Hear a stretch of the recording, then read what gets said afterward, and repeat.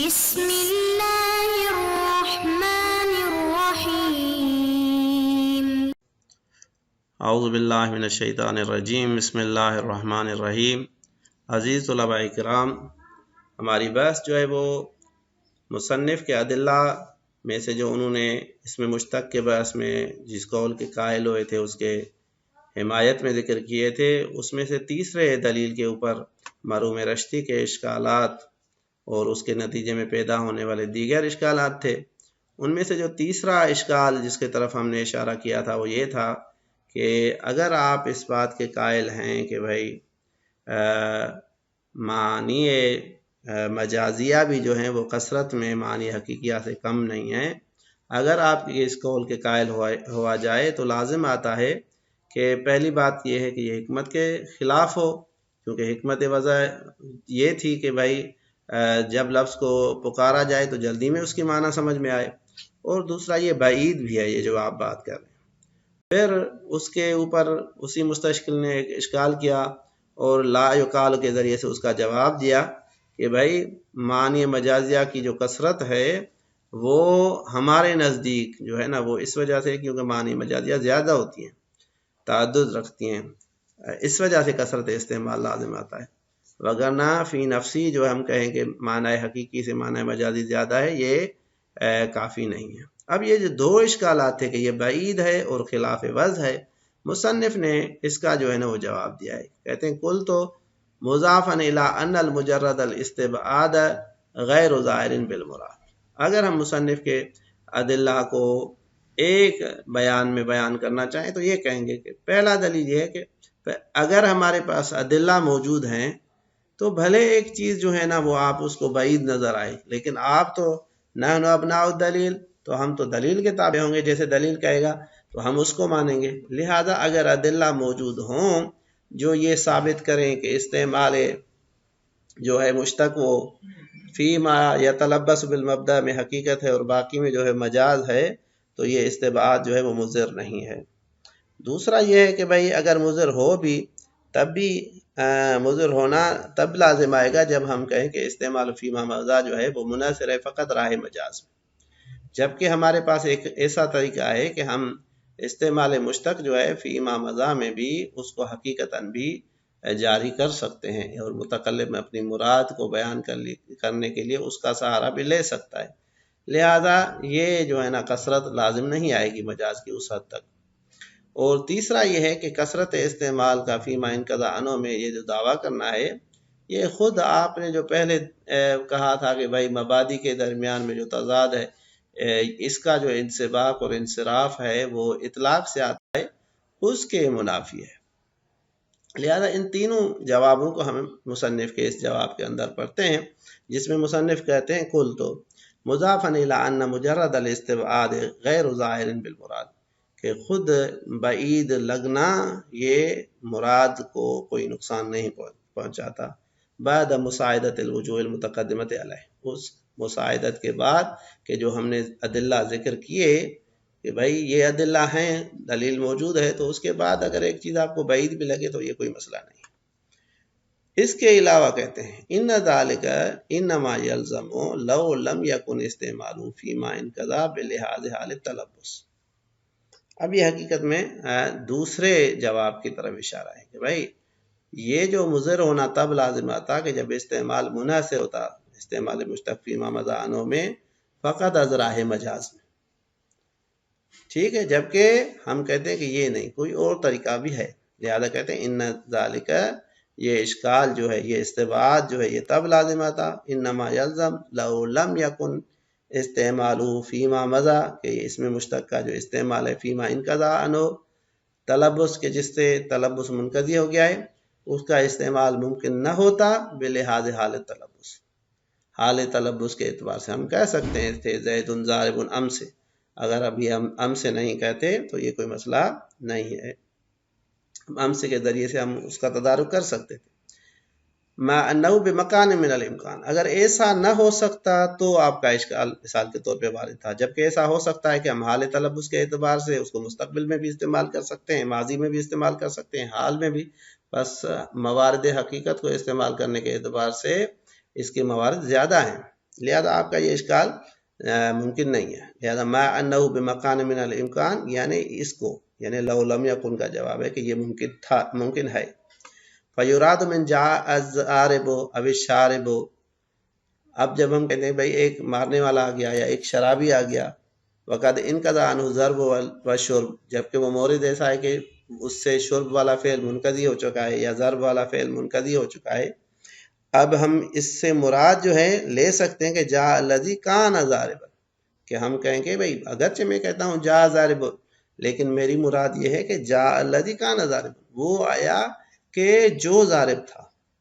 کل یا شارب تھا کل، اے قبل مجیئہ یعنی اس کے آنے سے پہلے ضارب تھا، اس کے آنے سے پہلے شارب تھا. حالت تلبس بالمبدا، جب وہ متلبس تھا مبدا کے ساتھ، لا ہینہ بعد الانقضاء، نہ کہ اس وقت کے جب میں اس کو متصف کر رہا ہوں انقضاء کے بعد، ابھی جب میں خبر دے رہا ہوں اس وقت وہ کیا ہے شارب یا ضارب نہیں ہے. اگر اس طرح سے استعمال کیا جائے اور اس طرح سے مشتق سے مراد لی جائے کہ لا یکون الاستعمال بلحاظ حاض الحال، تاکہ یہ استعمال جو ہے وہ اس حال کے مطابق ہو،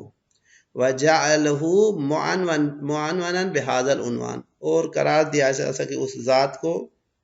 اس ضارب اور شارب کے عنوان سے، فعلاً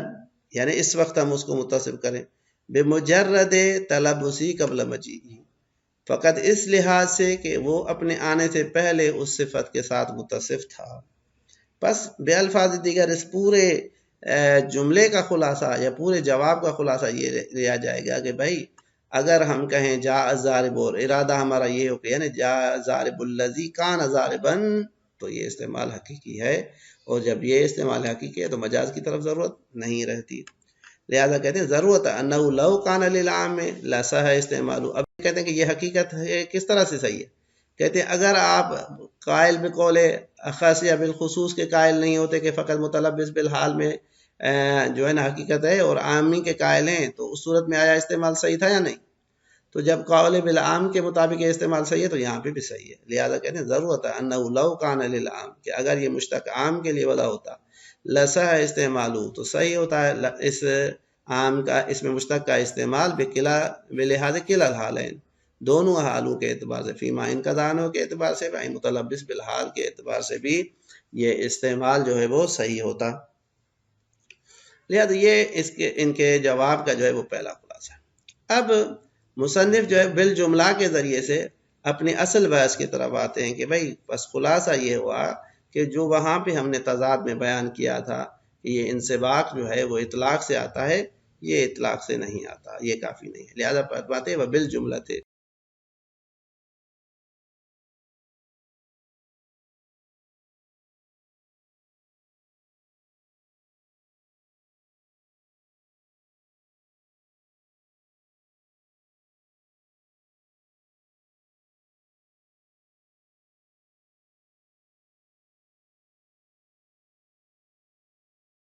تو انقضاء میں ہوتا تھا، تو ابھی آپ اطلاق کو کس طرح سے کہتے ہیں کہ ہمارے ذہن میں اطلاق ہوتا ہے؟ کیونکہ اگر کثرت استعمال جس مورد میں ہوگی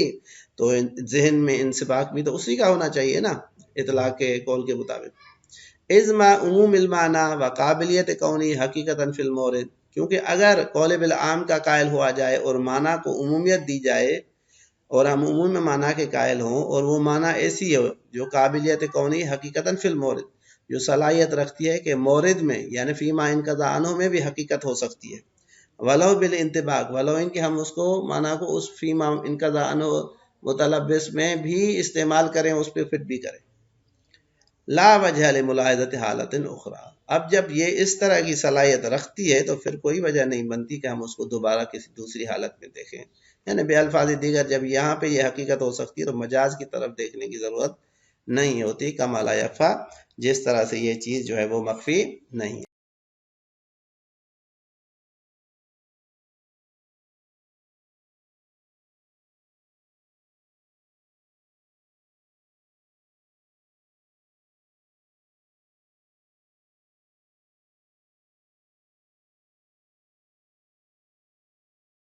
عموم میں حقیقت نہیں ہے،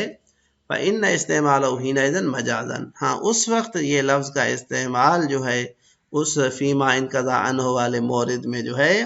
وہ مجاز ہو جائے گا. کب؟ بلحاظ حال الانقضاء، جب دیکھا جائے کہ بھئی وہ اس سے گزر چکی ہے. وَإِنْ ممکن، اگرچہ یہ ممکن ہے، ہم کہتے ہیں یہ جائز ہے، لیکن رہا مسئلہ کہ وہ مجاز ہوگا، حقیقت نہیں ہوگا. إِلَّا أَنَّهُ لَمَّا كَانَ بِلِحَاظِ حَالَ التَّلَبُّسِ عَلَى نَحْوِ الْحَقِيقَةِ بِمَكَانٍ مِنَ الْإِمْكَانِ. اب یہاں پہ بھی ایک اور رستہ موجود ہے. اگر یہ رستہ اختیار کیا جاتا، ایک شخص پہلے متصف تھا، ابھی ہم اس کو کہیں تو یہ وہاں پہ مجاز لازم آتا ہے، لیکن یہاں پہ بھی کہتے ہیں ایک اور رستہ موجود ہے کہ جس راستے کے ذریعے سے ہم کہہ سکتے ہیں کہ بھائی مجاز لازم نہیں آتا. لہذا کہتے ہیں الا انہ لما کان بلحاظ حالت تلبس علی نحو الحقیقت بمکان من الامکان، کیونکہ یہ بات ممکن ہے کہ ہم یہ اسی کو اس طرح سے ادا کر سکتے ہیں. اس لفظ مشتق کا اس کے اوپر استعمال جو ہے وہ حال تلبس کے اعتبار سے کر سکتے ہیں، اور یہ حال تلبس کے اعتبار سے اس کا استعمال جو ہے وہ علی نحو الحقیقت جو ہے نا وہ بمکان من الامکان ممکن ہے. تو اس صورت میں فلا وجہ استعمالی وجری علی الذات، پس کوئی جو ہے نا وجہ نہیں کہ ہم لفظ مشتق کو استعمال کریں اور جاری کریں ذات کے اوپر مجازن بالعنایت، اور عنایت کے ذریعے سے بملاحظت العلاقت. بے الفاظ دیگر جب حقیقت کا راستہ کھلا ہوا ہے تو ہمیں مجاز گوئی کی کیا ضرورت ہے؟ مجاز کو کیوں کتب لایا جاتا ہے؟ اس وجہ سے نا تاکہ معنی حقیقی جو ہے اس کو بیان کرنے سے قاصر ہے. اب ہم لفظ کو مجازن استعمال کرتے ہیں تاکہ اس معنی مجازی جو ہماری مطلوب اور غرض ہے اس کو شامل کیا جائے. اب یہاں پہ جب حقیقت کا راستہ کھلا ہوا ہے تو مجاز کی طرف جانے کی ضرورت نہیں پڑتی. وہذا غیر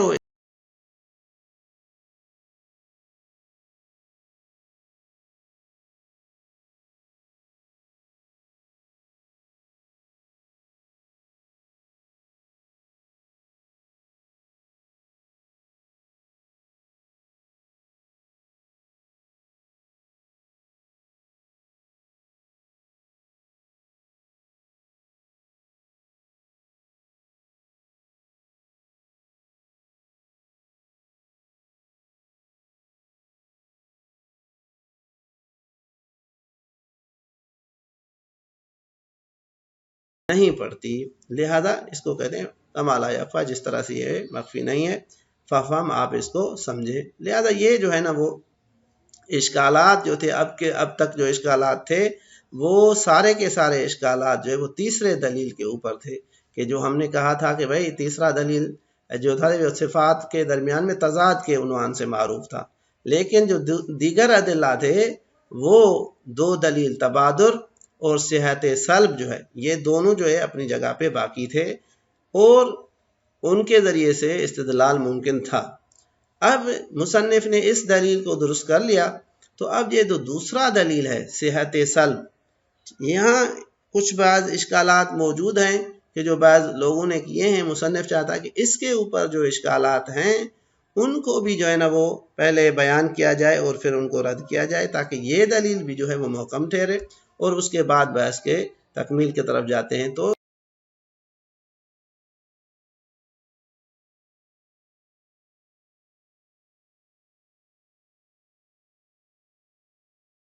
سے آگے کے دروس میں اس کو بیان کریں گے کہ بھئی اس کے علاوہ بھی جو صحت سلب کے اوپر اشکالات ہیں وہ بھی قابل عمل نہیں ہے. لہذا مبنا جو ہے قول مشہور کی وہ مستحکم ہے اور یہ اشکالات جو ہیں وہ اس کے اوپر وارد نہیں ہوتے. لہذا اب اس عبارت میں کہ جو مصنف نے ذکر کی ہے ثم انہ ربما اورد علی الاستدلال بصحت السلب، کہ کبھی کبھی جو ہم نے صحت سلب والا دلیل ذکر کیا تھا اس کے اوپر بھی جو ہے نا وہ اشکالات کیے گئے ہیں اور ہم اس کے رد میں بھی ہیں. بما حاصل ہو، اور اس اشکال کا جو خلاصہ ہے وہ یہ ہے کہ یہ آپ کا کہنا کہ صحت سلب یعنی ہم جو ہے نا اس میں مشتق کو فیما انقضا عنہ سے سلب کر سکتے ہیں، اس سلب سے آپ کی مراد کیا ہے؟ اگر آپ کی مراد صحت سلب مطلقہ ہے تو وہ ممکن نہیں ہے، کیونکہ ہم دیکھتے ہیں کہ بھئی حقیقت حد عقل فیما